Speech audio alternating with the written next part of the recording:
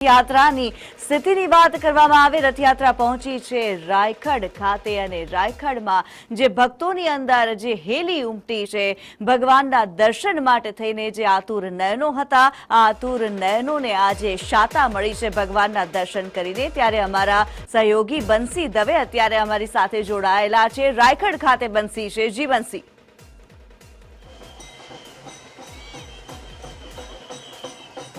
જી કિન્નરી, જે રીતે કીધું ને કે હૈયા હૈયું તણાય તેવા દ્રશ્યો અત્યારે રાયખડમાં જોવા મળી રહ્યા છે, કારણ કે ભગવાન જગન્નાથ જે છે તે રાયખડ આવી પહોંચ્યા છે, તેમના રથ રાયખડ આવી પહોંચ્યા છે અને જે રાયખડ વાસીઓ છે, જે સ્થાનિક લોકો છે, તેઓ અત્યારે આતુરતાથી ભગવાનની રાહ જોઈ રહ્યા છે કે ક્યારે જગતનો નાથ મારા આંગણે આવે અને ક્યારે હું તેમના દર્શન કરું। એક ઝાંખી માટે લલાયત થઈ રહ્યા છે। હું તમને દ્રશ્યો બતાવીશ। આપ જોઈ રહ્યા છો હૈયા હૈયું તણાય તેવા દ્રશ્યો અત્યારે જોવા મળી રહ્યા છે। ભગવાન જગન્નાથના જે રથ જે છે તે અત્યારે રાયખડ પહોંચ્યા છે, બંદોબસ્ત છે, ત્યારે લોકોમાં અનેરો ઉત્સાહ જોવા મળી રહ્યો છે, કારણ કે જગતનો નાથ જે વર્ષમાં એકવાર પોતાના ગર્ભગૃહ, પોતાના મંદિરમાંથી બહાર આવી અને લોકોના દુઃખ દૂર કરવા માટે આવે છે, લોકોને દર્શન આપવા માટે આવે છે, અને તે જ અમદાવાદવાસીઓ, રાયખડવાસીઓ અત્યારે પૂરી રથયાત્રાનો જે રૂટ છે ત્યાં દરેક લોકો અત્યારે ભગવાન જગન્નાથજીની એક ઝાંખી માટે તેઓ લલાયત થઈ રહ્યા છે। તો ભગવાન જગન્નાથ જે રજવાડી વેશ ધારણ કરી અને લોકોને દર્શન આપી રહ્યા છે, અલગ અલગ લોકો જે છે તેઓ અલગ અલગ વસ્ત્રો ધારણ કરી અને ભગવાનને રીઝવવાનો પ્રયાસ કરી રહ્યા છે। આપણે ભક્તો સાથે પણ વાત કરવાનો પ્રયાસ કરીશું। તમે અહીંયાથી જ છો? હા। ભગવાન જગન્નાથજીના દર્શન માટે કેટલી આતુરતા? બહુ જ આતુરતા। અમે દર વર્ષે અહીંયા આવીએ છીએ અને બહુ મજા આવે છે। કેવી અનુભૂતિ થાય છે જ્યારે રથ અહીંયાથી પસાર થાય છે, ભગવાન જગન્નાથજી તમારા આંગણે આવે છે? અમારા આંગણે આવે છે તો અમને એવું લાગે છે કે ભગવાન અમારા ઘરે આવ્યા છે।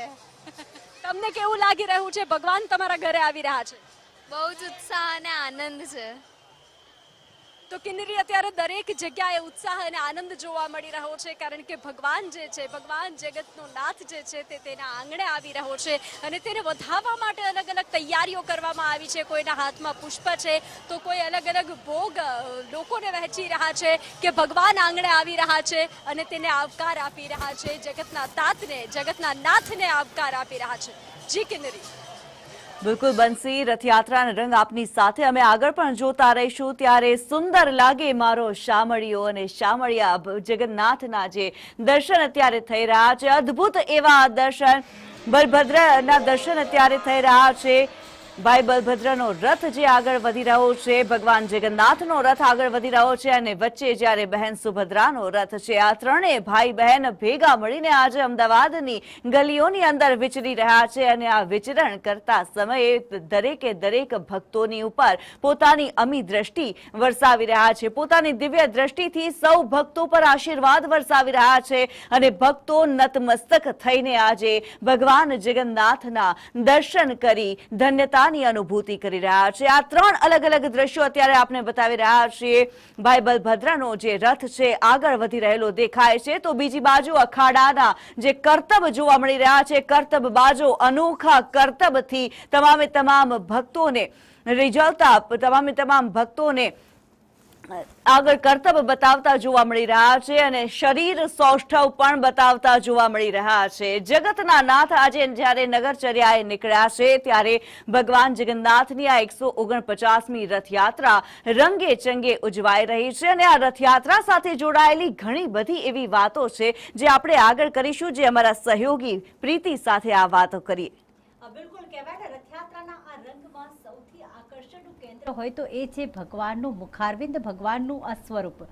તમે કોઈ પણ દેવી દેવતાઓની મુખારવિંદ જોશો, એમનું એક સ્વરૂપ જોશો, તો દરેક દેવી દેવતાઓના હાથમાં મુકેશભાઈ આયુધ હોય છે, અથવા સંગીતનું કોઈ વાદ્ય હોય છે, અથવા એમનું શક્તિ બતાવતું, જેમ વિષ્ણુના હાથમાં સુદર્શન ચક્ર હોય છે, ભગવાન રામના હાથમાં બાણ હોય છે, પરંતુ ભગવાન જગન્નાથનું કળિયુગનું સ્વરૂપ, જે કૃષ્ણનું કળિયુગ સ્વરૂપ કહેવાય છે, હાથ પગ તો નથી પરંતુ સાથે ના કોઈ આયુધ છે, ના સંગીતનું કોઈ વાદ્ય છે, ના વરદ મુદ્રા છે, ના અભય મુદ્રા છે, બસ એવું સ્વરૂપ જેને સરળતાથી સમજી શકાય। ત્યારે સ્વરૂપ વિશે આપનું શું કહેવું?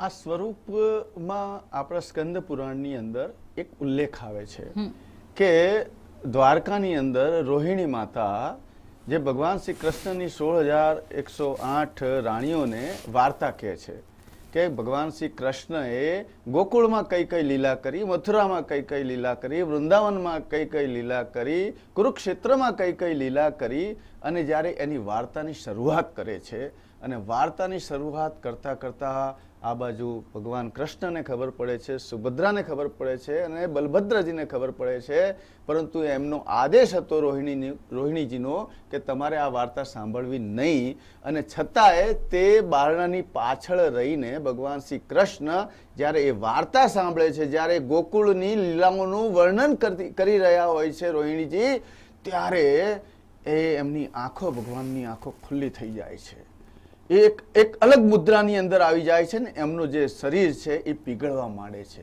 કારણ કે અદ્ભુત લીલાઓ, અદ્ભુત વાતો હતી. અને જ્યારે ત્રણેય જણા એક આશ્ચર્યજનક સ્થિતિમાં આવી જાય છે ને ત્યારે જે મુખારવિંદ બને છે, આંખો ખુલ્લી રહી જાય છે, અને એક પીગળતું શરીર, એ જ મુખાકૃતિ સાક્ષાત વિશ્વકર્માજીએ પુરીની અંદર ઇન્દ્રધૂમને આવેલા સ્વપ્નમાં, અને જ્યારે કાષ્ઠ દરિયા માર્ગે આવી અને 21 દિવસનો સમય લઈને જ્યારે મૂર્તિ બનાવવાનું, નિર્માણ કરવાનું, શિલ્પકૃત કરવાનું કાર્ય શરૂ કર્યું, અને 21 દિવસની મર્યાદામાં પૂરી થતા પહેલા જ દ્વાર ખુલી જાય છે, અને જ્યારે એ વિશ્વકર્મા અદ્રશ્ય થઈ જાય છે, ત્યારે એ વિશ્વકર્માજીએ એ ઘટનાનું જે મૂર્તિનું દ્રશ્યાંકન હતું, આ એ મૂર્તિનું દ્રશ્યાંકન છે. એટલે આટલો જ મુખારબિંદ એ અધૂરી રહી ગઈ છે. એટલે આ હાથ આગળ રાખ્યા છે, અને આ કલિયુગની મૂર્તિ છે, કલિકાલની મૂર્તિ છે. આપણે મંદિરમાં રાધા, સીતા, કૃષ્ણ, શિવ બધાના મૂર્તિના વિશેષ સ્વરૂપ છે, પરંતુ આ મૂર્તિમાં વિજ્ઞાન છે. દર 12 વર્ષે આ જે કાષ્ઠની જે મૂર્તિ છે, આની અંદર જ્યારે બ્રહ્મસૂત્ર મુકાય છે ત્યારે 12મા વર્ષે બ્રહ્મસૂત્રનું જે મૂર્તિનું વજન છે અડધું થઈ જાય છે. આજે પણ એ પ્રમાણ છે પુરીની અંદર. એટલે દર 12 વર્ષે એ બ્રહ્મસૂત્ર એક મૂર્તિમાંથી બીજી મૂર્તિમાં બદલવામાં આવે છે. પૂજારીઓની આંખે પાટા હોય છે. મંદિર સમસ્ત વિસ્તારમાં કોઈને પ્રવેશ હોતો નથી, અને એ મંદિર ઉપર તો આમે કોઈ પશુ પક્ષુ કે વિમાન કોઈ ઉડી શકે એવું નથી. એ અદ્ભુત ધરા છે. અને ત્યારે એ જ્યારે 12 વર્ષે બદલવાની જે પ્રક્રિયા છે, નવ કલેવર કહેવામાં આવે છે, અને એનાથી પણ આ જીવનમાં એ સંદેશ મળે છે કે મનુષ્ય જીવનમાં દર 12 વર્ષે તમારું પરિવર્તન થવું જોઈએ. વૈચારિક પરિવર્તન થવું જોઈએ, વ્યાપારિક, ધંધાકીય, સામાજિક, સંસ્કાર, તમામ રીતે તમારે જ્યારે પરિવર્તન સંસારનો નિયમ છે, એટલે એ પરિવર્તનનો નિયમ પણ આની અંદર સાયન્સ છુપાયેલું છે, સાયન્સ રહેલું છે, અને આ છે મૂળ મુખાકૃતિનું રહસ્ય. બિલકુલ. એટલે કહેવાય ને કે જેમ 12 માસ હોય છે, તેમ 12 વર્ષ બાદ મૂર્તિ જે છે તેમનું બ્રહ્મ તત્વ જે છે એક મૂર્તિમાંથી બીજી મૂર્તિમાં જાય છે. એક રહસ્ય બીજું પણ છે કે અથવા ભગવાનની મૂર્તિ જે છે મૃત્તિકાની એટલે કે માટીની હોય છે, અથવા પંચધાતુથી બનેલી હોય છે. કાસ્ટની મૂર્તિ શા માટે, એની અંગર પર ચર્ચા કરીશું. પરંતુ અત્યારે અમારી સાથે એએમસીથી કશ્યપ જોડાઈ ચૂક્યા છે. કશ્યપ, કેવો ભક્તિમય માહોલ, માફ કરશો, હિરેન જોડાઈ ચૂક્યા છે. હિરેન,